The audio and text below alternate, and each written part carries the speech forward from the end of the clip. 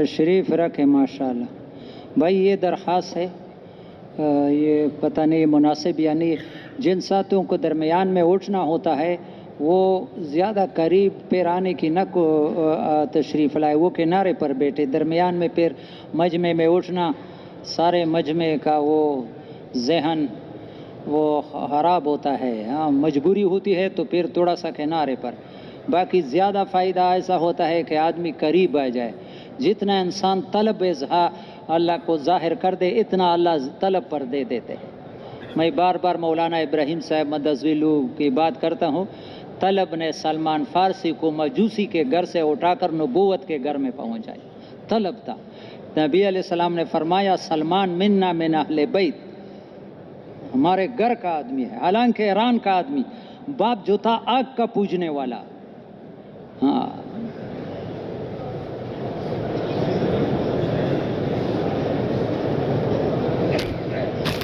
بھائی ہمارے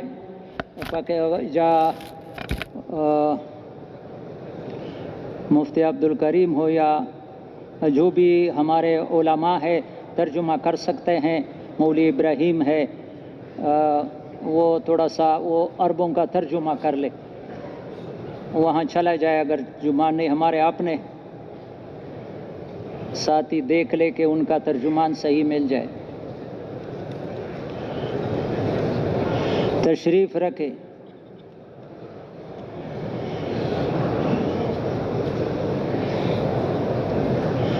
مولانا الیاس رحمۃ اللہ علیہ فرماتے ہیں اللہ اس کی قبر کو نور سے بھر دے. اللہ کے راستے میں حشاش بشاش پھرنا اللہ کو بہت پسند ہے. اللہ کے راستے میں حشاش بشاش، آدمی دل میں جسم کو تکلیف ہو لیکن اس کے فضائل کو دیکھ کر کے یہ ایک مجلس پر کیا ملتا ہے. اللہ کی محبت واجب ہو جاتی ہے. وجبت محبتی للمتحابین فیہ والمتجالسین فیہ. صحیح حدیث ہے. اللہ فرما محبت واجب ہے ان لوگوں کے لیے جو میرے وجہ سے ایک دوسرے سے محبت کرتے ہیں اور میرے وجہ سے آپس میں بیٹھتے ہیں. ہمارا آپ کا بیٹھنا کس لیے؟ کوئی دنیاوی تھوڑی سی غرض ہے؟ یقین کرو اس میں ذرا شک نہ کرو، اس عمل سے اللہ کی محبت واجب ہوتی ہے. جب اللہ انسان سے محبت کرے گا تو اس کی کون سی کمی رہ جائے گی. اس لیے میرے پیارے بھائی یہ نہیں ہے کہ شب جمعہ میں محلے میں جو بیان ہوتا ہے تعلیم ہوتا ہے جو بھی دی اس میں بیٹھا کرو، کچھ سمجھے یا نہیں سمجھے اللہ کی محبت تو مل جائے گی. والمتزاورین فیہ، میری محبت واجب ہے ان لوگوں کے لیے جو میرے لیے ایک دوسرے کی ملاقات کرتے ہیں، دوسرے کے دروازوں پر جاتے ہیں. والمتبازلین فیہ، جو میرے وجہ سے ایک دوسرے پر خرچ کرتے ہیں. تو ایسے مجمعوں میں بیٹھنا بڑی خیر کی بات ہے، ہم اس کا شکر ادا کریں. مولانا احمد صاحب فرماتے اس راستے میں قدم اٹھتی نہیں اٹھائے جاتے. ہم شکر کریں اللہ ہمیں لے کے آئے، اللہ کی توفیق سے آئے. نحمدہ ونصلی علی رسولہ الکریم. اما بعد فاعوذ باللہ من الشیطان الرجیم. بسم اللہ الرحمن الرحیم. انا لننصر رسلنا والذین آمنوا فی الحیاۃ الدنیا ویوم یقوم الاشہاد. وقال تعالی الذین آمنوا ولم يلبسوا ایمانهم بظلم اولئک لهم الامن وهم مہتدون. وقال تعالی وانتم الاعلون ان کنتم مؤمنین. وقال تعالی وکان حقا علینا نصر المؤمنین. وقال تعالی وکذالک ننجی المؤمنین.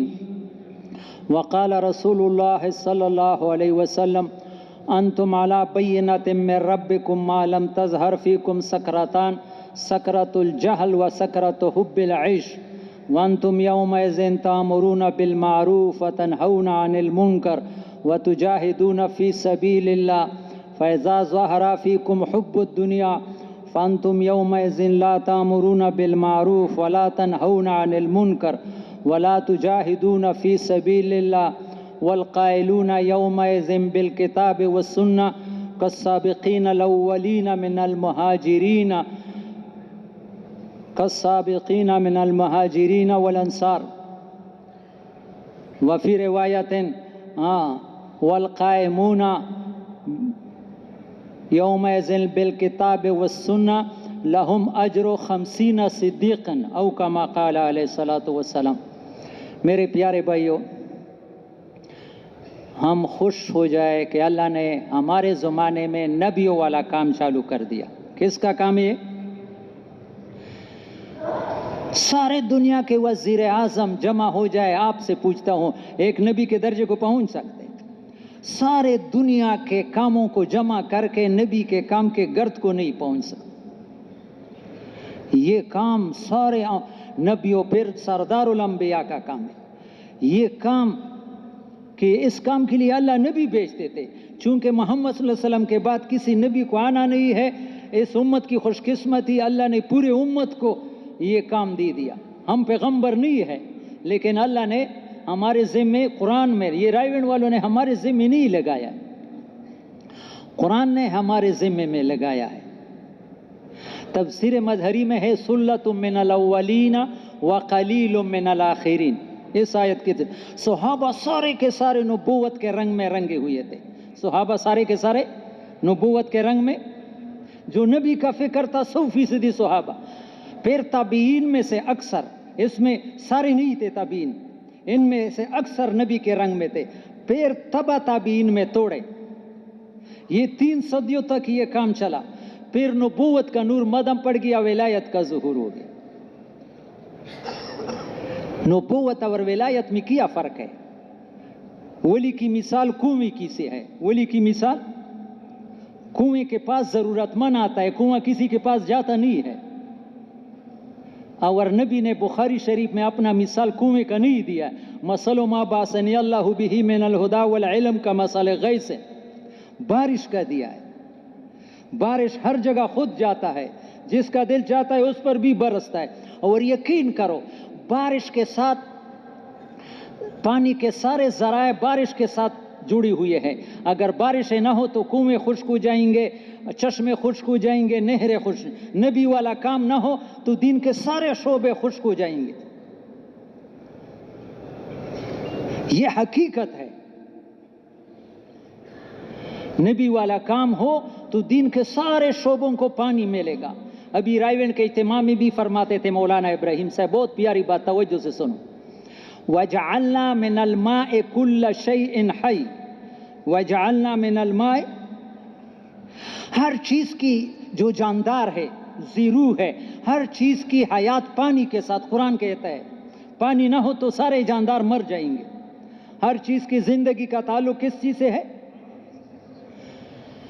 اس طرح جس طرح پانی جانداروں کے ذریعے، دین کے لیے دعوت والا کام پانی ہے، دین کے لیے دعوت والا کام، اگر دعوت والا کام نہ ہو، جیسے پانی نہ ملنے کی وجہ سے سارے جاندار مر جائیں گے، دعوت کا کام نہ ہو، یہ جو دین ہے یہ دن بہ دن ایک دن آئے گا ختم ہو جائے گا۔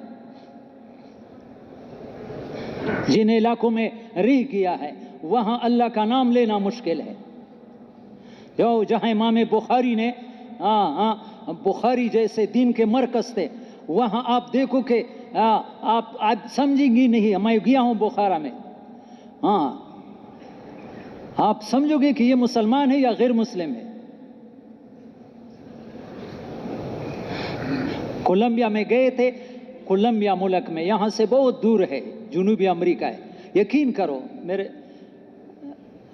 میرے ساتھی موجود ہے، وہاں ایک پاستو شہر تھا، اس میں امام تھا عمر، فلسطین کا۔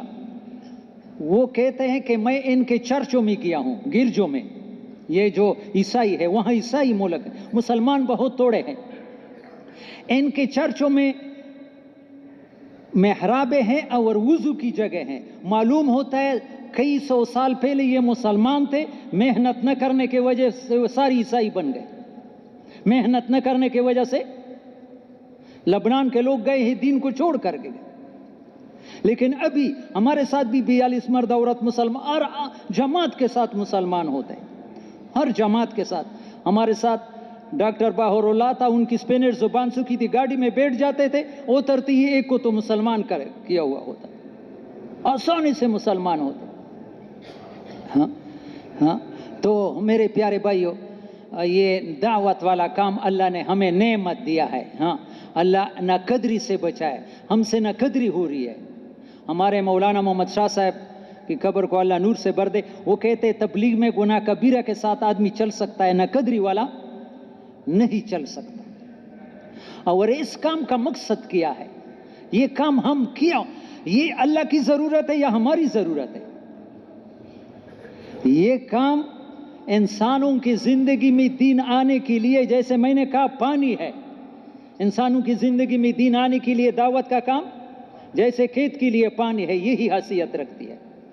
اور اس میں سب سے پہلے اس دعوت کے کام میں ایمان کا بنانا ہے.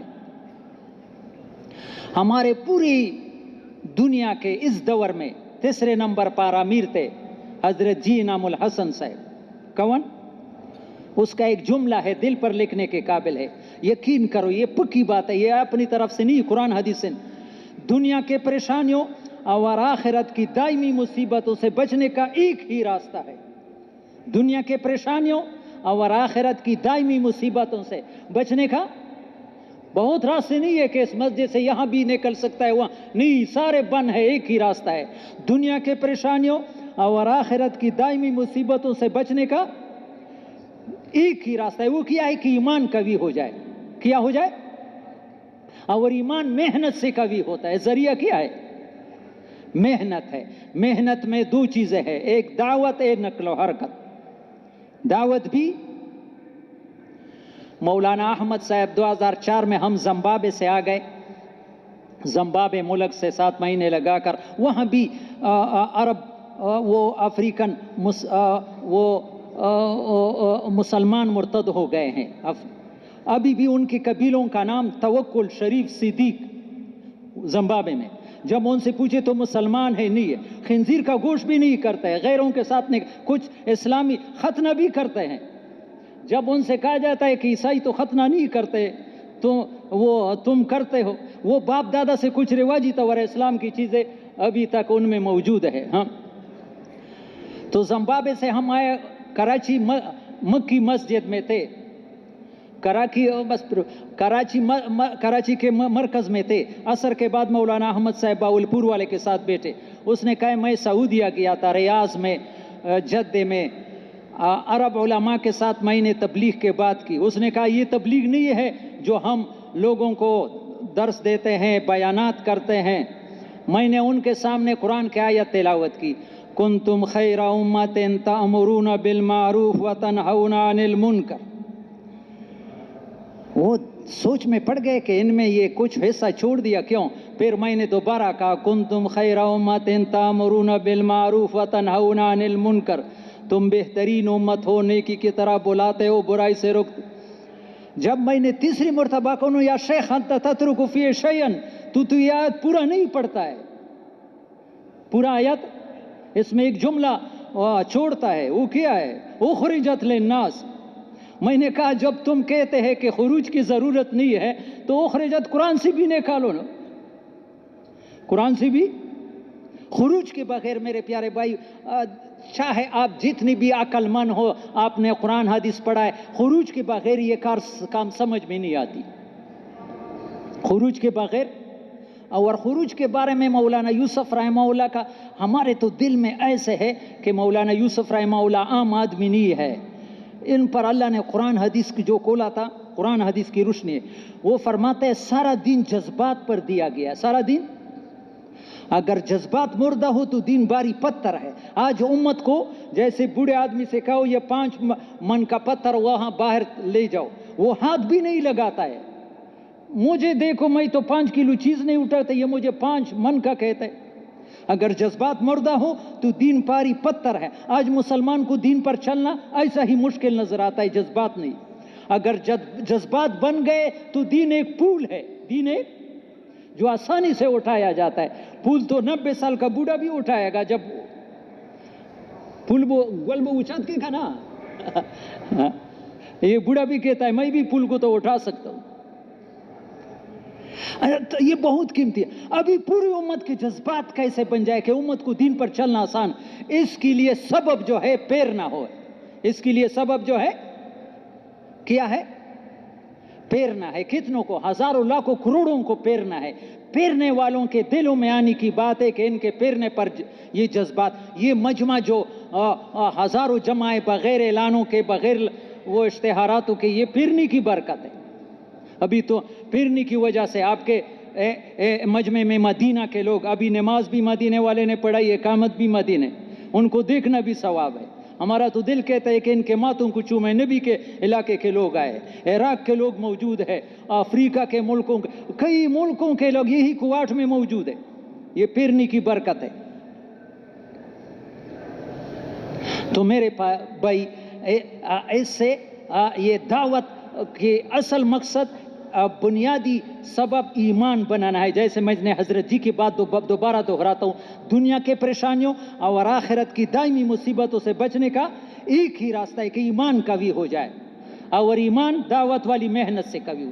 ایمان ایسی دولت ہے یا اللہ، تو ہمارے دلوں کو صاف کر دے، یہ دلوں سے گندگیاں نکالے کہ قرآن حدیث کے مقابلے میں ہم ساری چیزوں کو بھول جائے. جب اللہ کہتا ہے، اللہ کا رسول کہتا ہے، لوگوں کے پیچھے کیوں جائے؟ اپنے عقل پر کیوں چلا جائے؟ جب قرآن کہتا ہے ایمان سے تمہارے سارے پریشانیاں ختم، الذین آمنوا ولم یلبسوا ایمانہم بظلم اولئک لہم الامن وہم مہتدون. یہ BBC کی خبر نہیں، خدا پاک کی قسم یہ قرآن ہے. جو لوگ ایمان والے ہو، لیکن شرط یہ ہے کہ ایمان میں ملاوٹ نہ ہو، حرام، مشتبہ، شرک، پاک ایمان ہو، ایسے لوگوں کے لیے ہر جگہ امن ہے. قرآن کہتے ہیں اولئک لہم الامن. علماء جانتے ہیں لہم جار مجرور کو پہلے لایا، یعنی اس کے بغیر کہاں بھی نہیں ملے گی امن. اس کے بغیر چاہے جتنا بھی وہ کوشش کریں گے امن نہیں لا سکتے. قرآن اگر اس کے بغیر کوئی دوسرا راستہ اختیار کرے گا، وہ قرآن پر ایمان لانے والا نہیں ہے کہ اس طریقے سے بھی امن آ سکتا ہے. قرآن آتا ہے کہ اس کے بغیر نہیں آ سکتا ہے. الذین آمنوا ولم یلبسوا ایمانہم اولئک لہم الامن وہم مہتدون. یہ صحیح راستے پر روان ہے. لوگ لگے دنیا میں امن لاتے ہیں، ایمان کے بغیر کبھی امن نہیں لائی. اور دوسرا آیت میں انا لننصر رسلنا والذین آمنوا فی الحیات الدنیا ویوم یقوم الاشہاد. اللہ فرماتے ہیں جیسے میں نے نبیوں کی مدد کی، ہو بہو اس میں فرق نہیں ہوگا، ایمان والوں کی وہی مدد کروں گا. لیکن ایمان وہ بناؤ، تم ایمان بناؤ جیسے نبیوں کی مدد ہو گئی. جیسے ابراہیم علیہ السلام اکیلا اللہ نے گلزار بنایا، تمہارے لیے بھی گلزار بنا سکتے. ابھی تو تھوڑا محنت ہے. میں گیا تھا عربوں کے ساتھ، وہ بھی میرے ساتھ مدینہ منورہ کے عرب تھے. شیخ سعید، شیخ مطر، بہت پرانی بات ہے، 30 سال 35 بڈگرام میں. وہاں سے واپس آ رہے تھے بٹ آباد مرکز میں، رات آئی تو پتہ چلا وہاں رائے وینڈ کے ایک بزرگ ہے بلال صاحب. آپ لوگوں نے نہیں دیکھا، یہ جوانوں نے بہت پہلے گزرے ہیں، جس نے آگ کی کڑائی میں ہاتھ ڈالا تھا.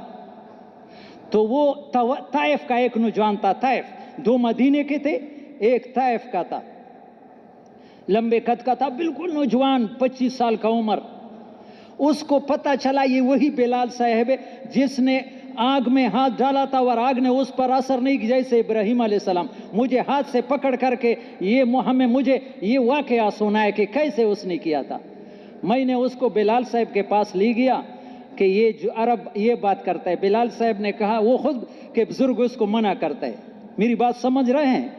یقین کرو، اس طائف کے جوان نے کہا کہ میں نے طائف میں اس قصے کو، صرف اس قصے کو سن کر 4 مہینے کے لیے نکلا ہوں کہ اس دور میں بھی ایسے لوگ ہیں، اس دور میں بھی ایسے لوگ ہیں کہ ابراہیم علیہ السلام جیسے ان پر آگ نے اثر نہیں کر دی.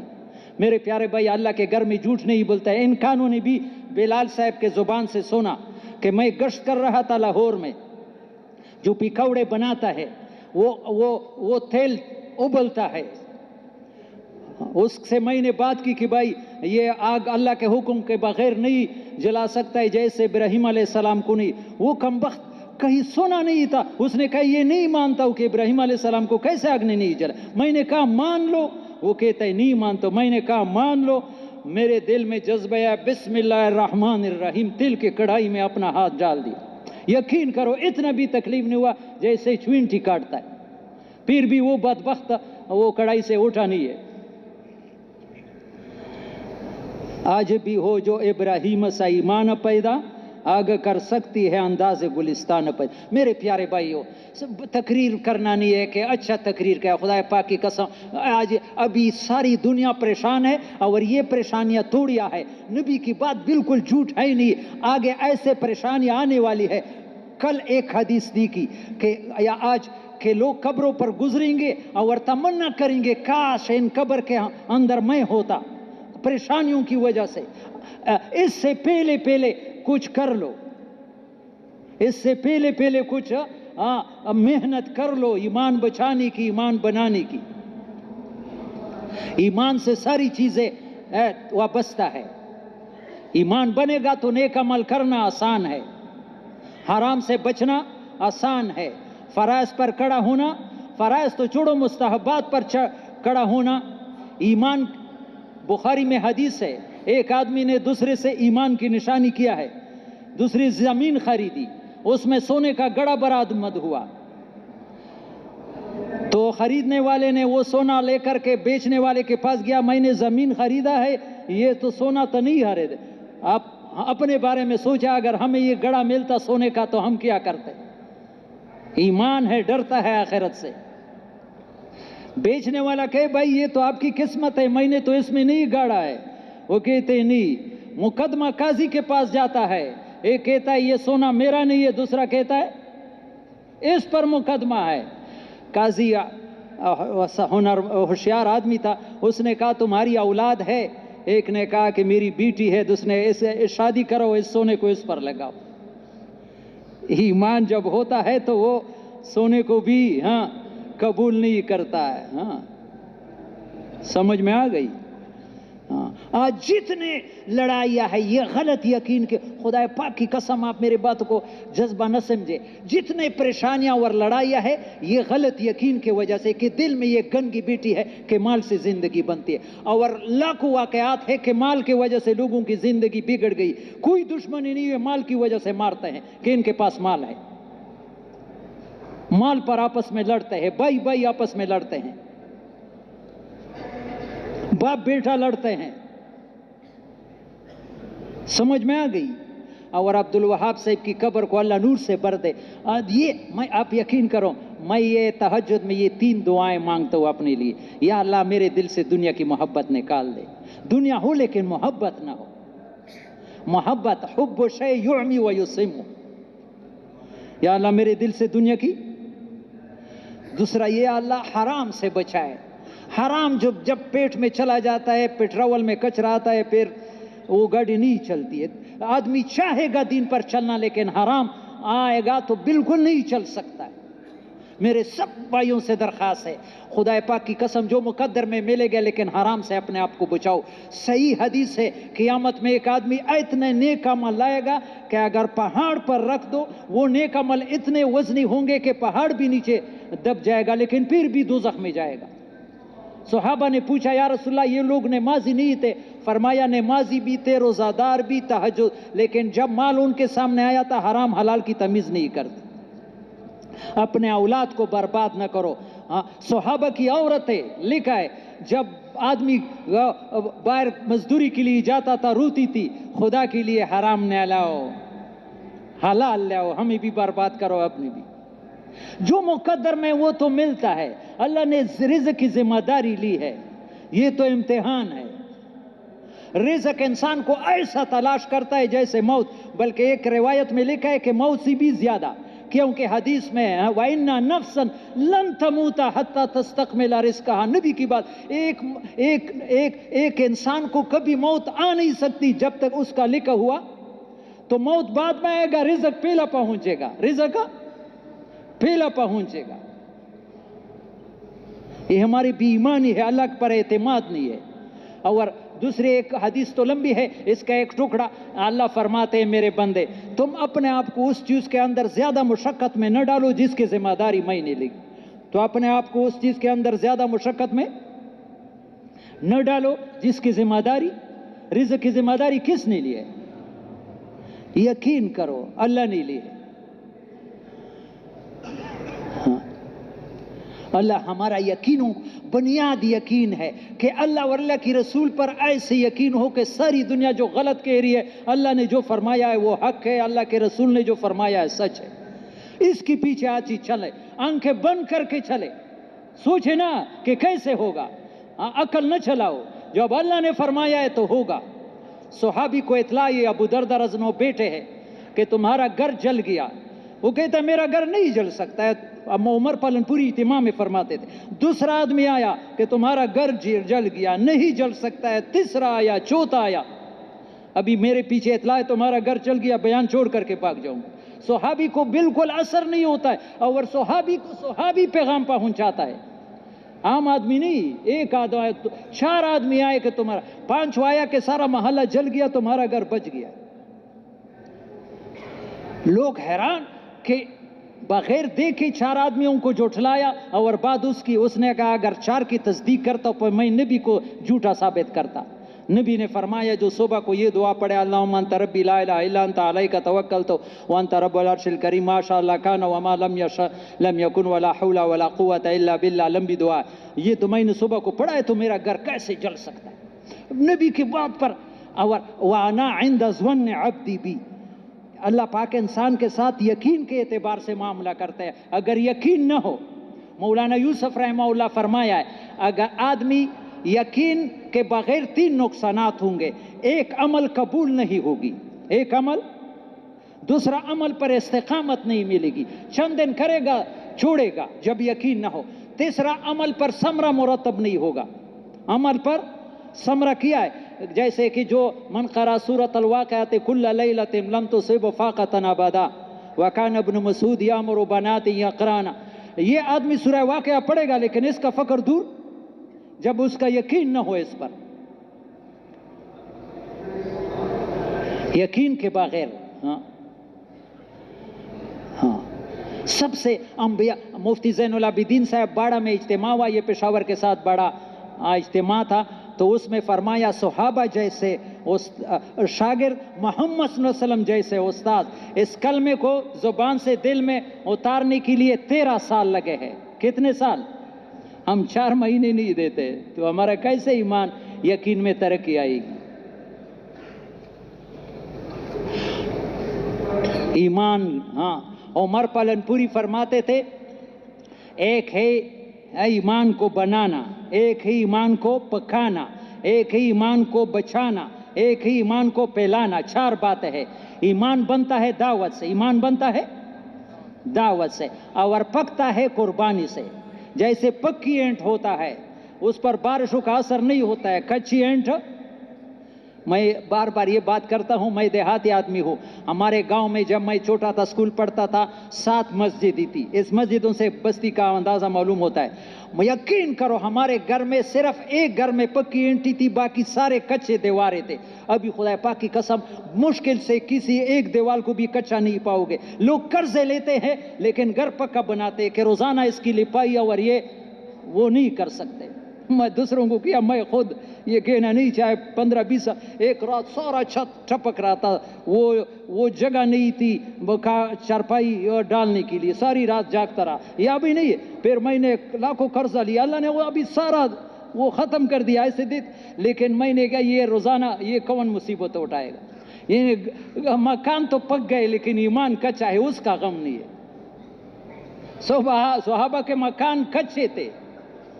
या अल्लाह, सुफियान सूरी रहमहुल्लाह कहते हैं या अल्लाह हम क्या करेंगे कि मैं हज़रत मोहम्मद सल्लल्लाहु अलैहि वसल्लम के आयशा सिद्दीक़ा रज़ी अल्लाह तआला के उस कमरे में दाखिल हुआ ना। हसन बसरी कहते हैं, हसन बसरी, हाँ, कि मैं रसूलुल्लाह पाक सल्लल्लाहु अलैहि वसल्लम के उस कमरे में जिसमें आयशा के साथ ज़िंदगी गुजारी, छत इतना नीचे था कि मेरा सर उस छत के साथ लगता था। नबी ने वैसे ज़िंदगी गुजारी, वो भी गुजर गई।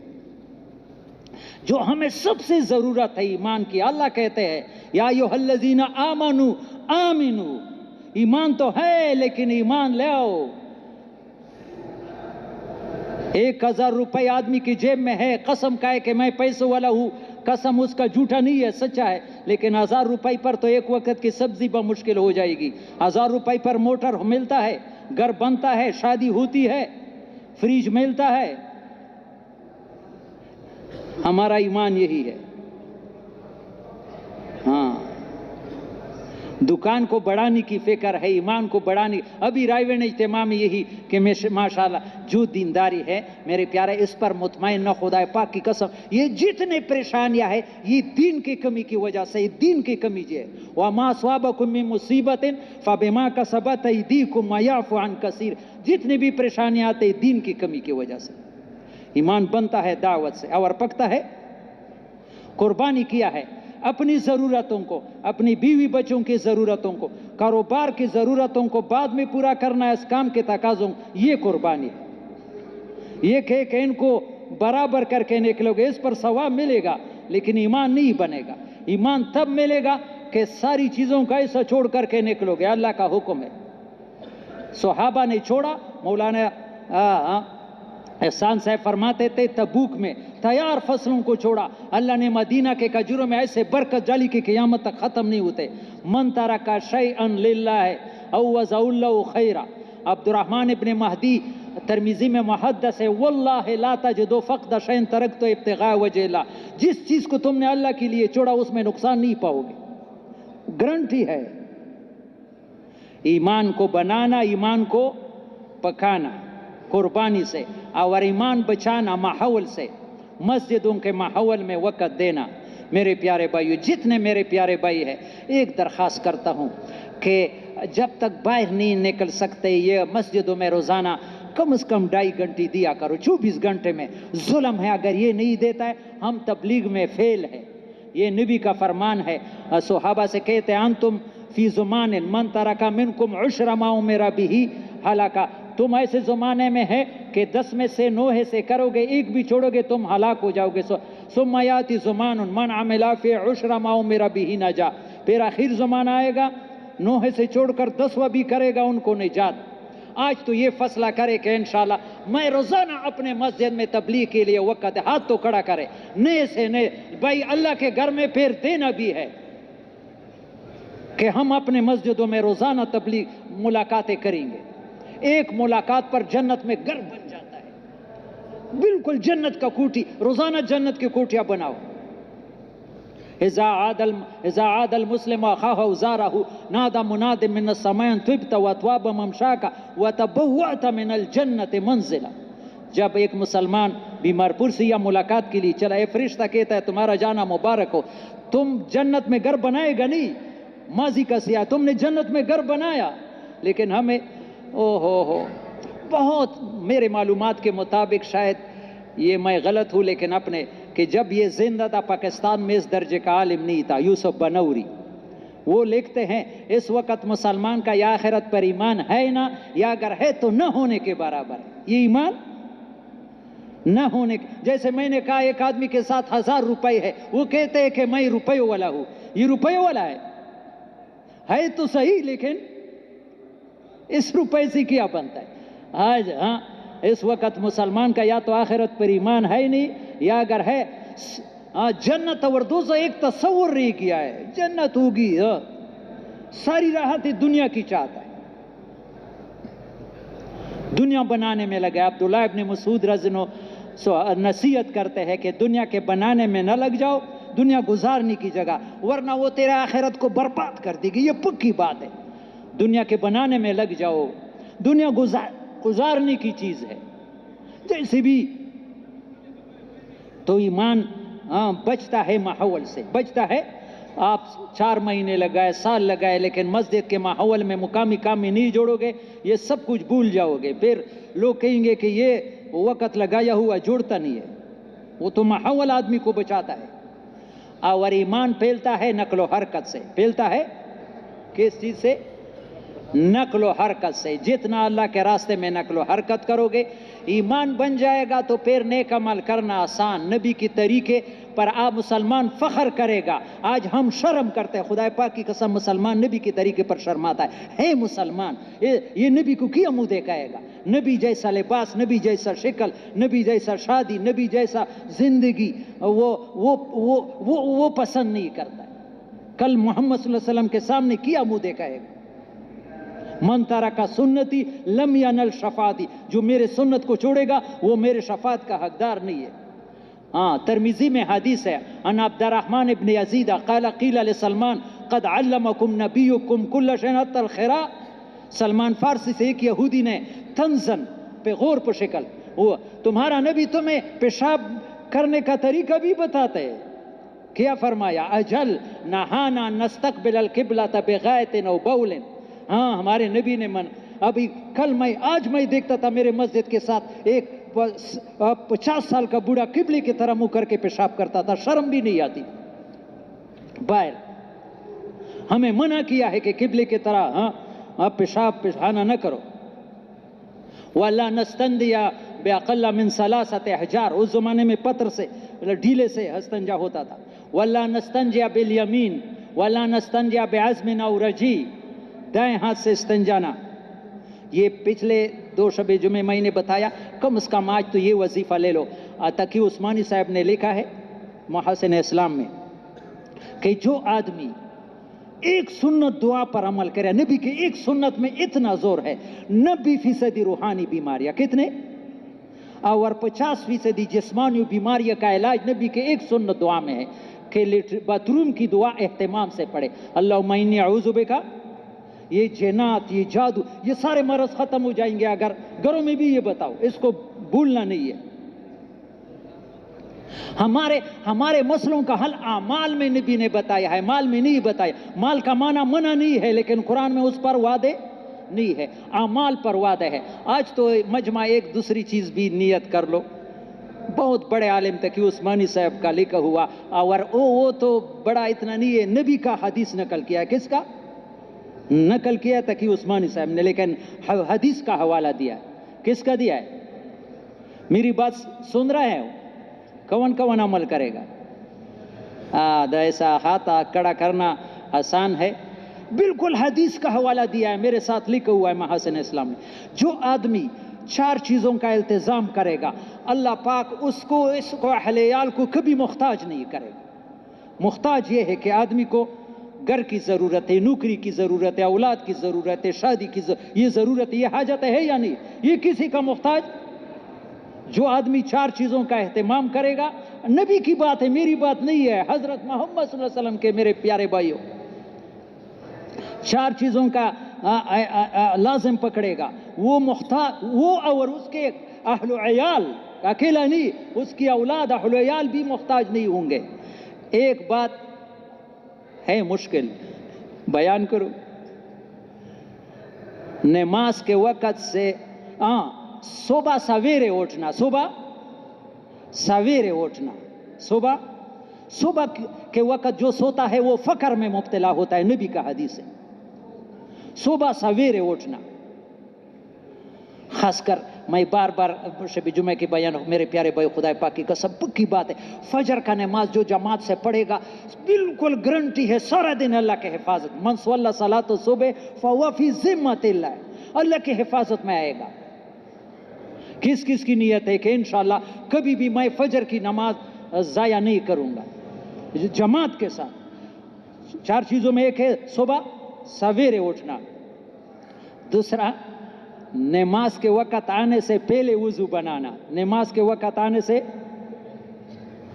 تیسرا اذان سے پہلے مسجد میں پہنچنا. ابھی عصر کو ہمارے امیر خان بھائی نے بیان کیا ایک بزرگ کا, وہ کہتے ہیں کہ 20 سال سے کبھی ایسا نہیں ہوا ہے کہ اذان ہوا اور میں مسجد میں پہلے سے حاضر نہ ہوں. جب آدمی عزم کرے تو کوئی مشکل نہیں ہے. پہلی بات کیا ہے؟ صبح سویرے اٹھنا. دوسرا نماز کے وقت آنے سے پہلے اذان پہلے مسجد. اور چوتھی بات, یہ مشکل ہے, پھر موبائل کے ساتھ کیا کریں گے, لکھا ہے حدیث کا حوالہ، وتر پڑھ کے فوراً سو جانا۔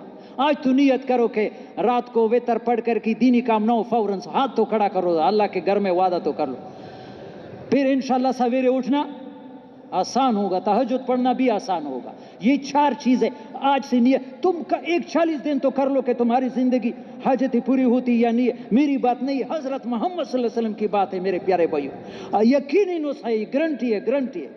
جو 4 چیز، اور نماز کو صحیح پڑھنے کی کوشش کرو، نماز کے معنی سیکھو، فرائض واجبات سیکھو۔ سے روزے میں یہ چیزیں سکھاتی، رکوع کیسا کریں گے، سجدہ کیسے کریں گے۔ بعض لوگ سجدہ لگاتے ہیں، ابھی مسائل کا وقت نہیں ہے، 60 سال سے نماز پڑھتا ہے، ان کا سجدہ بالکل جائز نہیں ہوتا ہے۔ یہ میں بار بار کہتا ہوں، کم از کم میرے بیانات سے اتنا تو فائدہ لے لو، کم از کم یہ جتنا مجمع ہے کہ رکوع سے اٹھ کر فوراً نہ جاؤ۔ ایک تسبیح کے مقدار کڑا ہونا دوسرے مذاہب میں فرض ہے، ہمارے مذہب یہ نماز تمہیں بددعا دیتی ہے جو کلمہ جلسہ پورا نہیں ہوتا ہے۔ تھوڑا نماز پر وقت لگانا۔ آج میں جتنے دیکھتا ہوں جماعت سے فارغ ہو کر لوگ اتنے ٹھوکرے مانتے ہیں، دیندار لوگوں کو دیکھا ہے، نفلیں زیادہ پڑھتا ہے اور قوم جلسہ نہیں ہے۔ تھوڑا نماز آہستہ پڑھنا، رکوع سے اٹھا ایک تسبیح کے مقدار کڑا ہو، سبحان ربی اللہ جتنا، پھر سجدے سے اٹھا فوراً نہیں جانا۔ میرے پیارے بھائی مجھے شرم آتی بار بار، لیکن نیت تو کریں، انشاءاللہ اس کے بعد نماز آرام سے پڑھیں گے۔ اور یہ تو میرا سالوں سے ہے کہ وضو میں پانی استعمال کرو، اس سے بھی تمہارے مسئلے حل ہوں گے۔ مجھے بتایا گیا ہے ایک آدمی نے کہ جب سے میں نے وضو میں، میرا زندگی آسان ہو گیا ہے۔ آج میں نے ظہر میں اپنے مسجد میں دیکھا، ایک 60 سال آدمی تھا، کولا بمبا اور مسواک کر رہا ہے، پانی مسجد کے پانی میں اور مدرسے کے پانی میں اسراف کرنا حرام ہے۔ اس حرام وضو سے تمہاری کیا نماز بنے گی؟ نبی علیہ السلام ایک موت پانی سے وضو بناتے۔ یہ چونکہ تبلیغ میں ایک بات بار بار کہی جاتی تھا کہ عمل میں جائے۔ یہاں گرمی کے موسم میں میں جا رہا تھا، آپ جیسے آدمی نے کہا کہ تمہارے 2 باتوں سے مجھے بڑا فائدہ۔ ایک، جب سے میں نے وضو میں پانی کا استعمال کم شروع کر دیا، میں نے اپنے نماز میں زبردست نورانیت محسوس کی۔ یہ کس کس کی نیت ہے کہ انشاءاللہ وضو کا پانی میں اسراف نہیں کریں گے۔ یہ وضو نماز کا اثر پوری زندگی پر پڑتا ہے، صرف یہ وضو کا اسراف نہیں ہے۔ وضو میں اسراف کرو گے، ہمارے استاد فرماتے ہیں اس آدمی کی پوری زندگی اسراف والی ہو۔ اور دوسرا، جب سے میں نے 313 مرتبہ استغفار شروع کر دیا، میرا کوئی مسئلہ اٹکتا نہیں ہے، کوئی مسئلہ۔ یہ کس کس نے شروع کر دیا؟ شروع کرے گا نہیں، پہلے سے جو شروع کیا ہے، باقی بھی شروع کرے۔ یہ نبی، میری بات نہیں ہے، من لزم الاستغفار جعل اللہ من کل ضیق مخرجا ومن کل ہم فرجا ورزقہ من حیث لا یحتسب۔ جو استغفار کو لازم پکڑے گا، اللہ ہر تنگی سے نکالے گا۔ اور عبد الوہاب صاحب دوسرے جملے کا تفسیر اللہ غم کی جگہ سے خوشیاں نکالے گا، غموں میں اللہ خوشیاں نکالے گا، اور ایسی جگہ سے رزق دے گا کہ اس کو وہم و گمان بھی۔ یہاں ڈوڈا روڈ کا ایک قاری صاحب نے موقع کہ یہ مہینہ پہلے کہ ایک آدمی پر 20 لاکھ کا قرضہ تھا، میں نے یہ آپ کا استغفار کا وظیفہ، اللہ نے سارے قرضے کا انتظام کر دیا۔ ایسے بہت سے لوگوں نے مجھے کہا کہ جب سے ہم نے یہ استغفار کا وظیفہ شروع کر، یہ ہر ہمارے پیر صاحب ایک دفعہ کہتے جیسے دودھ ہے، دودھ سے ایک چیز نہیں بنتی ہے، دودھ میں چائے بھی بنتی ہے، دودھ میں اور کیا بنتا ہے؟ ہاں، کھیر بھی بنتی ہے، اور مکھن بھی، گھی بھی، دہی بھی، اور بتاؤ لسی بھی۔ تو استغفار میں یہ ساری چیزیں بنتی ہے۔ استغفروا ربکم انہ کان غفارا یرسل السماء علیکم مدرارا ویمددکم باموال وبنین ویجعل لکم جنات ویجعل لکم انہارا۔ قرآن میں ہے۔ ایک بزرگ کو جو بھی آتا تھا پریشانی، استغفار کرو، جو بھی آتا تھا استغفار۔ اس نے کہا تمہارے ساتھ اور کوئی وظیفہ نہیں ہے؟ اس نے کہا قرآن کہتا ہے کہ یہ ساری بیماریوں کا علاج استغفار میں ہے۔ کریں گے نا؟ کرو میرے پیارے، گھروں میں مستورات کو بھی اس پر لگاؤ۔ اولاد نہیں، بالکل گارنٹی ہے، مسند امام اعظم میں حدیث ہے، ایک صحابی کی اولاد نہیں تھی، نبی کے پاس آیا، یا رسول اللہ میری کوئی اولاد نہیں ہے۔ فرمایا تو کثرت صدقہ اور کثرت استغفار کیا نہیں کر، صدقے بھی کیا کرو۔ وہ صحابی نے شروع کر دیا. صحیح حدیث ہے, عن ابی حنیفہ عن جابر عن النبی صلی اللہ علیہ وسلم, بخاری سے بھی زیادہ صحیح. عن ابی حنیفہ عن جابر عن النبی, اتنا. اللہ نے 9 نرینہ بیٹی دی دیے. ایک بیٹی کے لیے ترس رہا تھا, اللہ نے 9 بیٹی دی دیے. ہم چند دن کرتے پھر چھوڑ جاتے ہیں. چھوڑنا نہیں ہے, لگنا ہے. بعض وقت اللہ کی راز ہوتا ہے, فوراً وہ چیز نہیں دیتے, اس میں حکمت ہوتی ہے. اللہ کو مانگنا کہ یہ اور بھی مانگے, اور بھی مانگے. تو در نہ کھولے گا, میں در نہ چھوڑوں گا. یا اللہ تو دروازہ کھولتا ہے, میں دوسرے دروازے پر. جب اللہ دیکھتا ہے کہ دوسرے نے پھر اللہ پاک دروازہ کھول دیتا ہے. اللہ دیکھتا ہے کہ کتنا کچا ہے. ہاں ہاں, درود شریف پڑھا کرو. کم از کم مجھے ایک روایت ملی, جو 10 مرتبہ صبح 10 مرتبہ شام درود شریف پڑھے گا, نبی فرماتا ہے اس آدمی کی بھی میں شفاعت کروں گا. چاہیے تو زیادہ ہے, کم از کم یہ عام لوگ تو یہ اتنا تو پڑھو, نبی کا ہم پر حق ہے. اللہ کا ذکر کرو, قرآن کی تلاوت کرو. گھر میں سلام کے ساتھ ڈالو, بالکل گھر میں یہ جنات کا اثرات ختم ہو جائے گا. اگر سورہ اخلاص پڑھو گے, گھر کی تندرستی گارنٹی ہے. حدیث ہے کنز الامال میں, جو گھر میں داخل ہوتے وہ سورہ اخلاص پڑھے گا, ان کے پڑوسیوں سے بھی فقر دور کیا جاتا. یہ پکی باتیں ہے, نبی کی باتیں ہے. ہاں, اور میرے پیارے بھائیوں, یہ اعمال کی حفاظت حقوق العباد سے. ایک حدیث مجھے عجیب ملی معارف القرآن میں, توجہ سے سنو. خاص کر جو دنیاوی اعتبار سے بڑے لوگ ہیں, ان کے لیے بڑے خطرے کی بات ہے ان میں, کہ جس آدمی کو کچھ اختیار مل گیا, کسی کو نوکری دینے کے لیے ملازمت, اور وہ ایک آدمی اس نوکری کا اہل ہے, اور رشوت کی وجہ سے, سفارش کی وجہ سے, دوسرے رشتہ داری کی وجہ سے غیر اہل کو نوکری دیا, اس پر حدیث پہ نبی نے, اللہ نے لعنت بھیجی. اس پر اللہ کی لعنت, فرشتوں کی لعنت. اس کی نہ فرض قبول ہے نہ نفل قبول ہے. ایک صحابی نے کہا یا رسول اللہ متی الساعہ, قیامت کب ہوگی؟ فرمایا اذا وسد الامر الى غیر اہلہا اذا ضیعت الامانہ. بخاری کی حدیث ہے. قیامت کب ہوگی؟ جب امانت ضائع ہو جائے گی. فرمایا کیف اضاعتها؟ قال اذا وسد الامر الى غیر اہلہا فانتظر الساعہ. جب نہ اہلوں کو کار سنبھالے جائیں گے رشتہ داری کے بنیاد پر اور سفارش کی بنیاد, پھر قیامت آنے کی قریب ہے. آج ساری بگاڑ یہی ہے, اہلیت کو نہیں دیتا کہ یہ آدمی اہل ہے یا نہیں ہے. ہاں, سفارش ہے, رشوت ہے, لیکن جو ایسا کرے گا, نبی کا بات ہے, اس پر اللہ کی لعنت ہو, اور اس کا نہ فرض قبول ہے نہ نفل قبول. اللہ ہماری سب کی حفاظت کرے, ہمارے بڑوں کی بھی حفاظت کرے. ہاں میرے پیارے بھائیوں, اللہ کو سب سے زیادہ محبوب انسان وہ ہے جو مخلوق خدا کے ساتھ احسان کرے. یہ حدیث میں نے ایک بار پہلے بھی بیان کیا, مجھے بہت پیاری لگتے ہیں. احب الناس الی اللہ انفعهم للناس. اللہ کو سب سے محبوب انسان وہ ہے جو لوگوں کو زیادہ فائدہ پہنچائے. وَحَبُّ الْأَعْمَالِ إِلَى اللَّهِ سُرُورٌ تُدْخِلُوا عَلَى مُسْلِمٍ. اور سب سے بہترین عمل, سب سے بہترین سب, کسی مسلمان کو خوش کرنا ہے, کسی مسلمان کو, او تکشف عنہ قربتاً, یا اس کی تکلیف کو دور کرنا ہے, او تکف عنہ جوعاً, یا اس کی بھوک کو دور کرنا ہے. اور آگے جملہ بہت پیارا ہے. آج لوگ عمرے کے لیے جاتے ہیں, رمضان میں عمرہ کرنا ایسا ہے جیسے نبی علیہ السلام کے ساتھ حج کرنا. لیکن نبی نے خود کیا فیصلہ دیا ہے, وَلِأَنْ أَمْشِ فِي حَاجَةِ أَخِي الْمُسْلِمِ أَحَبُّ إِلَيَّ مِنْ أَنْ أَعْتَكِفَ فِي هَذَا الْمَسْجِدِ شَهْرًا. نبی فرماتے مسجد نبوی میں 1 مہینہ اعتکاف سے مجھے اس سے زیادہ ایک مسلمان کے حاجت میں قدم اٹھانا ہے. کسی مسلمان کی ضرورت ہے, اس کے ساتھ قدم اٹھاؤں گا. یہ مسجد نبوی میں پورا مہینہ اعتکاف کرنے سے مجھے زیادہ پسند. آج یہ لوگ کرتے ہیں, غرض کے بغیر کوئی قدم نہیں اٹھاتے.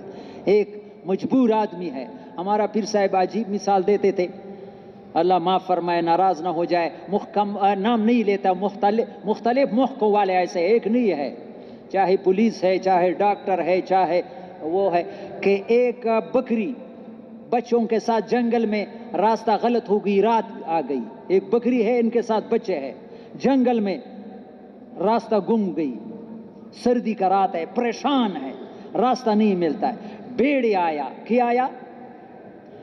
तो भेड़िया इस बकरी की मजबूरी को नहीं कहता है, इस बकरी के कि ये बेचारी मजबूर है, उसको वो ये सोचेगा कि इसका पेट पहला चीर लूं या इसके बच्चे का, ताकि मेरा पेट। आज मुसलमान ऐसी जिंदगी गुजारता है। एक मजबूर आदमी दफ्तर में जाएगा, दफ्तर वाला किसी एक खास दफ्तर का नाम नहीं लेता हूं, वो ये सोचता है कि इसका पेट कैसे चीर लूं, दिल में हमदर्दी नहीं है।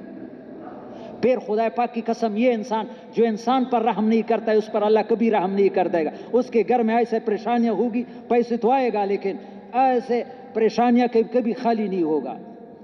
जिस इंसान के दिल में दूसरों के लिए हमदर्दी का वो नहीं है, अंबिया अलैहिस्सलाम का काम लोगों की खिदमत करो, लोगों को जहन्नम से बचाओ, इतना फरमाते हैं। इस पर अल्लाह इतना खुश होते हैं। हदीस है, जो किसी नबी ने का हाथ पकड़ करके, किसी कंजुल अमाल में रिवायत है, जो किसी नबी ने का हाथ पकड़ करके ठिकाना पहुंचाएगा। कहां जाता है? एक नबीना है, तुमने उसका हाथ पकड़ करके वहां तक पहुंचाया, बिल्कुल रिवायत, इससे 40 कबीरा गुनाह माफ होते। कितने? और हदीस में लिखा है 4 कबीरा गुनाह जिसके हो यो जहन्नम वाजिब करती है। दूसरी रिवायत में है, एक आदमी मुर्दे को गुस्ल देता है, एक आदमी मुर्दे को, और मुर्दे में कोई ऐब जाहिर हुआ। क्या ऐब? उसने किसी को बताया नहीं, वो ऐब बदन में कोई नुक्स था, ऐब था, काला हो गया था या कोई बदन में, वो उसने उस पर पर्दा डाला कि इससे भी इंसान की 40 गुनाह कबीरा माफ होते। किसी को रास्ता बताना 40 गुनाह। और जो दिल के अंधे हैं, ये तो आंखों के बंद है। असल अंधापन तो ये आंखों का अंधा, जो आंखों के अंधापन पर सब्र करेगा, बिल्कुल हदीस है कि अल्लाह पाक उसके लिए जन्नत वाजिब कर देता है। अंधे आदमी को अल्लाह फरमाता है, मैं जिसकी 2 महबूब चीजें ले लूं, उसको सारी दुनिया भी दे दो, उसका बदला नहीं हो सकता है मेरे पास से वाई जन्नत के। लेकिन जो दिल का अंधा है, फइन्ना ला तामल अबसार वलाकिन तामल कुलूबुल लती फिस सुदूर, इन लोगों के आंखें अंधी नहीं है, दिल अंधे है। अंधा दिल क्या है कि सब कुछ माल में नजर आए। आंखों वाला अजर के बीना दिल कवन है कि अमाल में नजर आए, सब कुछ अल्लाह के हाथ में नजर आए। ये दिल आंखों वाला है, सही आंखों वाला है। जो माल में सब कुछ देते हैं, इन लोगों के दिल अंधे है। कुरान कहता है फइन्ना ला तामल अबसार वलाकिन ता, इस दिल के अंधे को लेकर सही रास्ते पर लगाना, ठीक है, तो उसको अल्लाह कितना देगा। इसलिए मेरे प्यारे भाइयों, अल्लाह आप दुआ करो, या अल्लाह जितना मजमा आया है, जितना मजमा आया, किसी एक को भी महरूम ना फरमा। दुआ करो।